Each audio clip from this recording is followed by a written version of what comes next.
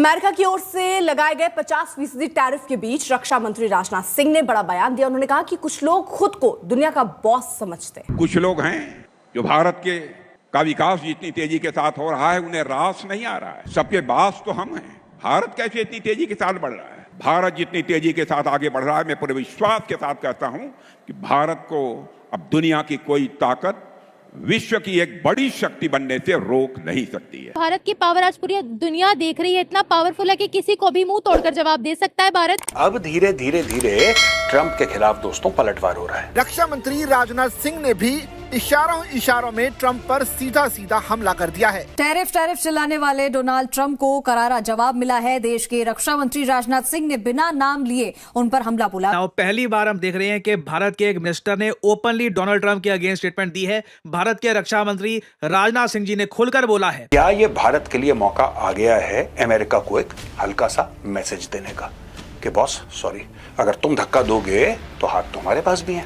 राजनाथ सिंह ने अमेरिकी राष्ट्रपति डोनाल्ड ट्रंप का नाम लिए बगैर कहा कि कुछ लोग अपने आप को दुनिया का बॉस समझते हैं। तो भाई दुनिया को जरूरत है भारत को दुनिया की जरूरत नहीं है, क्योंकि उसको पता है कि मैं आंखें बंद करके बैठूंगा तो खुद ब खुद लोग चल कर आएंगे। जय दोस्तों, स्वागत है आपका वन शॉट इंडियन मीडिया पर। दोस्तों, हाल ही में भारत के रक्षा मंत्री राजनाथ सिंह ने अमेरिका द्वारा भारत पर लगाए गए टैरिफ को लेकर कड़ी प्रतिक्रिया दी है। राजनाथ सिंह ने मध्य प्रदेश में एक स्पीच के दौरान बिना ट्रंप का नाम लिए बगैर सीधा धमकी दे डाले हैं। जी हाँ, उन्होंने डोनाल्ड ट्रंप का नाम लिए बगैर कड़ी लहजे में कहा कि कुछ लोगों को लगता है कि वो दुनिया का बॉस है और इसी मानसिकता में वो फंसे हुए हैं। उन्हें लगता है कि उनके आगे कोई नहीं बढ़ सकता, इसलिए भारत की तेजी से बढ़ती उपलब्धियों को बर्दाश्त नहीं कर पा रहे हैं। उन्हें लगता है कि सबका बॉस तो हम हैं, तो भारत इतनी तेजी से आगे कैसे बढ़ सकता है। आगे राजनाथ सिंह ने इस स्पीच में बताते हैं कि वैश्विक शक्तियां भारत के मेड इन इंडिया उत्पादों को महंगा बनाकर दुनिया में बेचना मुश्किल करना चाहती है, ताकि भारत की अर्थव्यवस्था को धीमा किया जा सके। लेकिन भारत इतनी तेजी से आगे बढ़ रहा है कि अब दुनिया की कोई भी बॉस या शक्तियां इसे रोक नहीं सकती है। दोस्तों, रक्षा मंत्री राजनाथ सिंह ने अमेरिका के राष्ट्रपति डोनाल्ड ट्रंप को साफ शब्दों में संदेश दे दिया है कि भारत अपने विकास और आत्मनिर्भरता के रास्ते पर डटा रहेगा, चाहे कोई कितनी भी चाल क्यों न चल ले।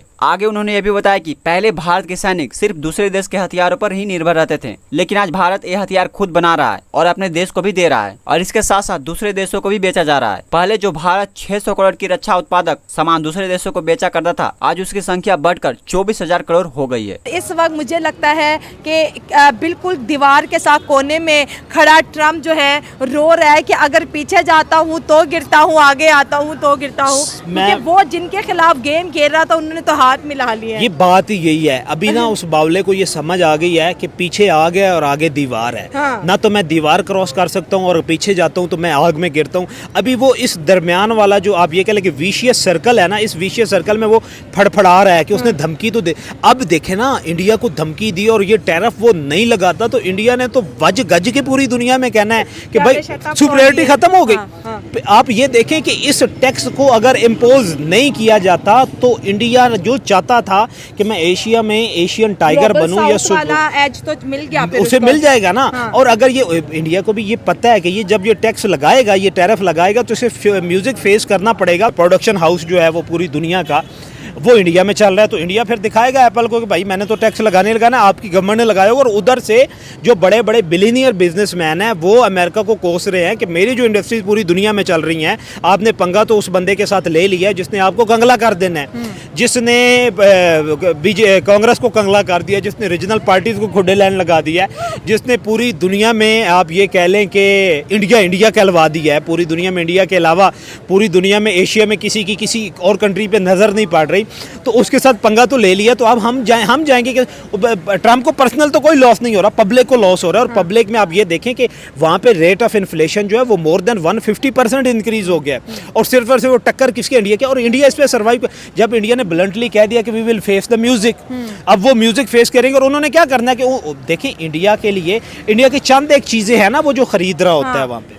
ये ट्रम्प बोल रहा था, मैं कहती हूँ इतनी अकल तो शायद छोटे बच्चे में भी होती है। $90 बिलियन की ट्रेड में ज़्यादा एक्सपोर्ट इंडिया अमेरिका को कर रहा है। और ट्रम्प कह रहा था भैया आपने हमसे बड़ा पैसा कमा लिया, बड़ा पैसा कमा लिया। आप देखिए इंडिया कितना रिलैक्स है, क्योंकि आज भी अगर हम उस ट्रेड को डिवाइड करें ना तो इंडिया को $20 से $25 मिलियन का नुकसान और फिर भी प्रॉफिट हो रहा है। हाँ। और अमेरिका को उस लेवल पे आके अगर आप जज करते हैं तो अमेरिका ओवरऑल नुकसान इंटरनली देखे ना, बाहर से तो वो इंडिया को तो वो टक्कर दे देगा, जाएगा इंडिया को। तो वो अमेरिका का जो भी प्रेसिडेंट आ जाए, कोई भी पार्टी पावर में आ जाए, इनकी पॉलिसीज नहीं बदलती, चाहे वो पाकिस्तान के लिए हो चाहे किसी भी कंट्री के लिए हो। लेकिन ट्रम्प के आने के बाद हम देखते हैं कि पॉलिसीज चेंज हो जाती हैं। कभी हम अचानक से लाडले हो जाते हैं, कभी अचानक से हम बुरे लगने लग जाते हैं। भारत से बहुत नजदीकियां थी, मोदी जी से बहुत दोस्ती यारी चल रही थी, वो तो बहुत कहा भी करते थे माय फ्रेंड डोनाल्ड ट्रम्प, वो जो लोग कई बार बोल रहे हैं।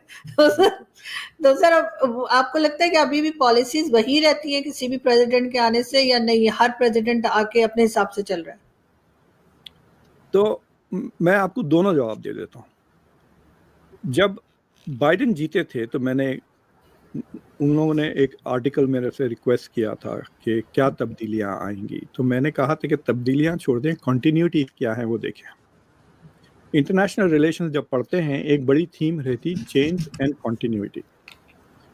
तो जो रियलिस्ट है वो कहते हैं कि देखिए, मिसाल के तौर पे नेपाल को ले लें, नेपाल के पड़ोसियाँ न्यूक्लियर पावर्स हैं, कोई भी बंदा प्रेसिडेंट बन जाए उसके पास बहुत कम ऑटोनॉमी है टू डील विद इंडिया या चाइना, राइट? तो पावर कैपेबिलिटीज तो आपके इलेक्शन की वजह से तो नहीं बदलते, तो that is why there is some continuity. तो ट्रम्प ने